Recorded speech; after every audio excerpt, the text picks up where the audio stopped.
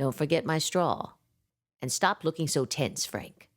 Carmen is a friend of Vincent's, and thus she's a friend of ours. We're just going to chat for a bit before we get down to it."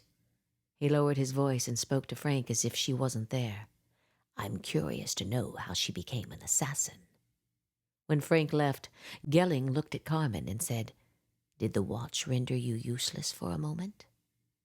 "I'm not sure about useless, but I've never seen anything like it. Frank's an eccentric. I'd finger him as former Marine." "And you'd be correct. But the watch," he whispered, "I think it gives him an edge. It catches people off guard. You wouldn't believe the situations it's helped him out of. He's a beast of a man, of course, but when he appears, what people see first is the watch. They can't help but stare at it. It's actually very shrewd of him. It allows him that additional moment to act. You should try it." "I prefer my Glock to a clock." "Clever. So, back to you. How did you fall into that line of work? You don't look like the type." "You haven't seen me cut a man's throat." "Mr. Gelling," she said, "I understand. You're uncomfortable talking about how your past led to your present. Many of you are. But to help you, I need to know you. Not everything. But as a former psychiatrist, I'm naturally curious. How does one choose a career of delivering death? What happened in their lives to make such a decision, and then to master the craft? You don't need to give me every gory detail, Carmen, but if you want me to help you find Katsev, which I can, I do expect you to play nice and tell me how you got to where you are now." At first, she didn't speak. It was unnatural for her to share such intimate information with a stranger. Even Vincent didn't know anything about her personal life. He never asked, likely because she'd turn the tables and ask him how he got involved in the business. But looking at Gelling and his growing impatience, she knew she had no choice if he was going to help her. "My father was an assassin," she said. "I learned from him." "What a curious inheritance. When was this?" "When I graduated college." "What did you study?" "Art history." "Well, there's a stretch. From Matisse to murder. That would be fun to read on a resume. Did you always know about your father's line of work?" "I didn't." "What did you think he did for work?" "I was told he worked as a corporate consultant. Turns out that was true. Only when I found out what he was consulting them on, it wasn't exactly as innocent as it sounded at the time." "How did you find out?" "I was abducted." She watched Gelling's face light up again. He was enjoying the story. It didn't matter to him that reliving that time in her life was painful for her. If Spocatti hadn't sent her here, she'd leave. "By whom?" he asked. "Men my father were hired to kill. They caught wind of it. Don't ask me how, because I don't know. And they came after me. I was working at the Met at the time. I used to walk part of the way home, especially in the fall, because for me, this is the best time of year to be in Manhattan. I was on Fifth. They pulled alongside me in a limousine, held a gun on me, told me to get inside, and took me hostage. They warned my father that if he didn't allow them to leave the States and go back to their country, where they stupidly thought they'd be safe, they would kill me. My father agreed. I was released. They got on a plane and went home. My father waited 2 months, hopped on a plane, and killed them in Stockholm. It's always Stockholm, he said, or Berlin, or Beirut, or Moscow, or Madrid, but never Brisbane, never Canada, never Maine. How those areas must feel slighted by assassins. She just stared at him. How did you feel when you knew who your father was? Betrayed. She paused and thought back to that time. Now Carmen was 38. She was 23 when she was abducted. Had it really been 15 years since she first learned the truth of who her father was? She was surprised by how quickly the time had passed, and also by how much she had changed during that time. But also relieved. He saved my life. But only after he put it in jeopardy. Indirectly, but you're right. Gelling was about to speak when Frank entered the room with the iced teas. The room's bright sunlight reflected off the watch, making it appear like a sphere. Carmen wondered if it glowed in the dark. Frank stopped beside them. Gelling's tea had a straw in it and an extendable tip. When the drinks were delivered, He shooed the man away. During those 2 months, you and your father must have talked. We did. And I'm not going to lie to you. There's no question I felt betrayed. But I also became intrigued by his life. I always considered my father a gentleman. He wasn't violent. He was nondescript, just an average-looking man who happened to have superior skills in areas that were foreign to me. I was a young woman when I first learned about his other life. My father and I were never very close. After the abduction, I knew why. We began to talk. He told me stories and let me in. Because I didn't judge him, I think part of him wanted to share his life with someone, because he'd never had the opportunity to do so with anyone else. He didn't share it with your mother? We never discussed my mother. She left us when I was 4. Why did she leave? You'd need to ask her. Do you keep in touch? Mr. Gelling, I don't even know if she's alive. Where is your father now? In a Madrid cemetery. See, he said. Madrid. It always comes back to one of the big foreign cities. Everything happens there. He leaned toward his glass of iced tea and puckered his lips around the straw. He sipped it while he studied her. Did he die of natural causes? He was gunned down in the streets of Mexico City. Mexico City, he said, as if he was underscoring his former point, which she found pointless. Awful, but not a surprise. When was this? 14 years ago. I was 24. And you sought revenge. He was my father. I loved him. Someone had to pay. Did you find whoever killed him? I did. I also found the others who targeted him. I killed them all. That was a brave undertaking. I was 24. I didn't know any better. Youth can be so liberating and dangerous. For you, I'm assuming it was both. Why did they want your father dead? He was hired to take out the leader of a drug cartel. The cartel wasn't happy about that. They came after him. The end. And then you went into the family business? You could say that.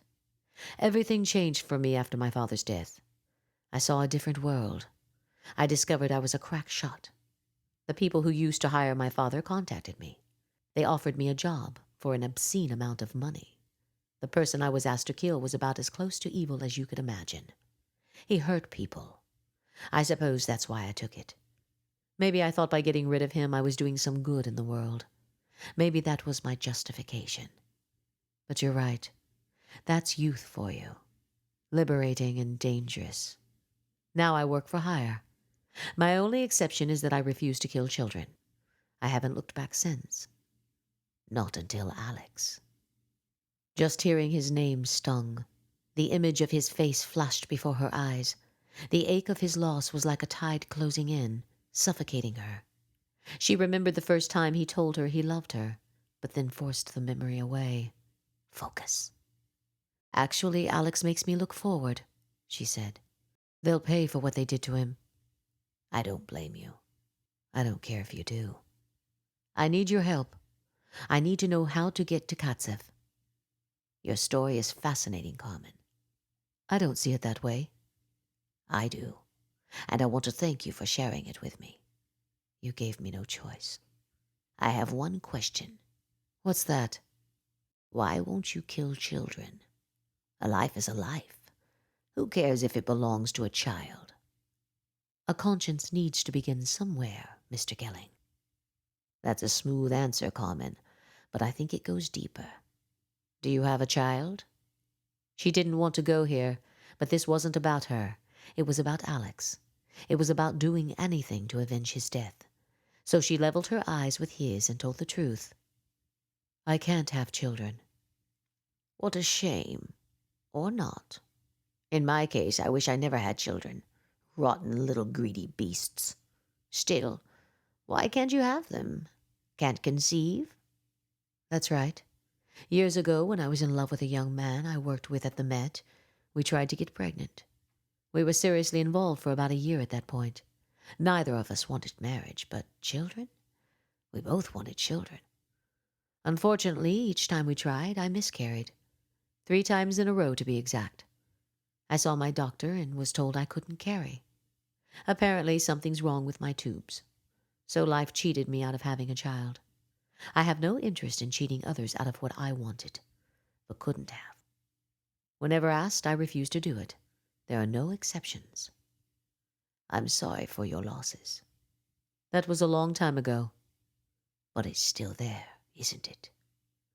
It was with her every day, but she was finished with this line of questioning and sipped her tea, offering no response.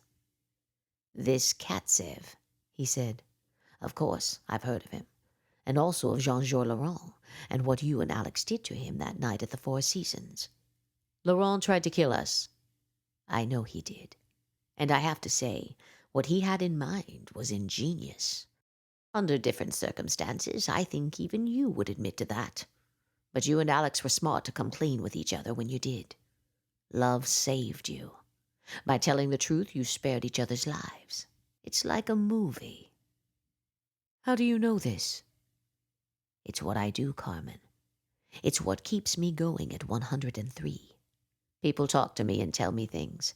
I'd never tell you who told me anything, of course. That goes back to my days as a psychiatrist. Confidentiality is critical, which is why Vincent trusts me, and why you will come to trust me. He leaned forward in his chair and met her gaze. Just as you would never kill a child, I would never sell either of you out. We all have our morals and ethics, regardless of how far they're sometimes stretched. I believe that doing the right thing is important. What Laurent and Katsev tried to pull on you and Alex crosses the line. So here I am, prepared to help. She was growing impatient with him. She just bared part of her soul to him. Now she wanted the address. Where does Katsev live? I have no idea. It was like a slap across her face. She was confused, then angry. She just spilled some of her most personal secrets to this man. But I thought you knew.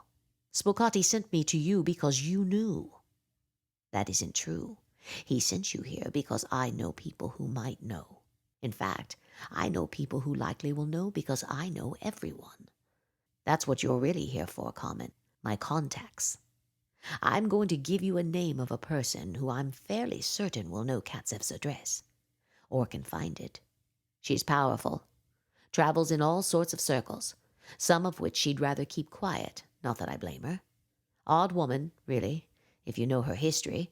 But that's the sort of person you need right now. Someone with her history, and her contacts, and her knowledge of these sorts of things, of which she's intimate. I've already called ahead to tell her about you. She's eager to meet, because she thrives on this as much as I do. What's her name? Babe McAdoo. She's a socialite from one of the big New York families. Non-traditional. A bit off. As eccentric as you know who. He glanced quickly at Big Ben. But in her set, maybe that's just how it is. Who knows with her? There will be times when you'll think she's speaking in tongues, but it's all an act. When you get down to business with her, she's all business. It's like she switches on a light and becomes the person you need. And when she's that person, she's quite good. I actually admire her when she's that person. Her name sounds familiar to me. McAdoo Seasonings. That's her family. I think I've put her on turkey. That's a curious way to put it. But in a way, I suppose all of America has. She's been spread from coast to coast, and her reach goes beyond the salt and pepper set, for which I'm certain she's grateful. Why limit yourself when there are so many other things that can be crushed, blended, and sprinkled? Can I trust her? I wouldn't send you there if you couldn't. When should I see her? He looked across the room at Frank, who stood in front of a fireplace, above which was a large mirror. What time is it, Frank? Just after 11, sir. That was quick. Did the mirror help? Yes, sir. Gelling looked at Carmen. I adore him. You should see Babe now. She lives on Park. I'll give you her address. And please, after you speak with her, if you could call me, or even call and stop by afterward, I'd appreciate it. I like to keep up. For an instant she saw a flash of vulnerability cross his face, a hint of fear. Knowing how things are proceeding, that's what keeps me going. It's what makes me want to see tomorrow.